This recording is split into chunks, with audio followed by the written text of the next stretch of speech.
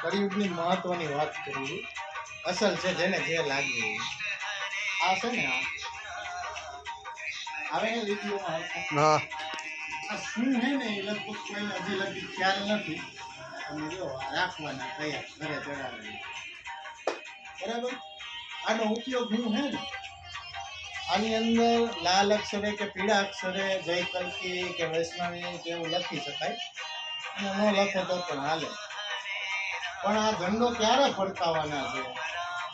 જ્યારે સાવ નિરાશ થાવ, જ્યારે કોઈ બાજુથી ન્યાયની આશા ન રહે, પ્રશાસન પાસેથી, ગવર્મેન્ટ પાસેથી, લોકો પાસેથી, ભક્તો પાસેથી, સાધુ સંતો પાસેથી સાવ નિરાશ થાય એટલે જે આત્મામાંથી અવાજ નીકળે ત્યારે આને ફરકાવવાનો છે. આત્મામાંથી અવાજ નીકળે ને ત્યારે કે હે નાથ, હવે તું સંભાળી લે. આ કળિયુગમાં તારા સિવાય તાકાત નથી કોઈની અને કોઈ અમારું સાંભળતું નથી. હવે તું સંભાળી લે. આ વેદના હે ને પોગાડવાનું નિશાન છે.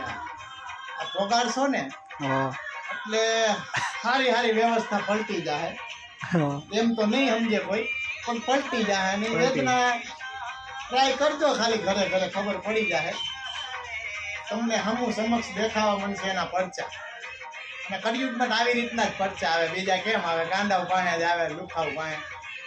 ગાંડાઓ પાસે દર્શન ધર્મ તો અમારી હોય નહીં.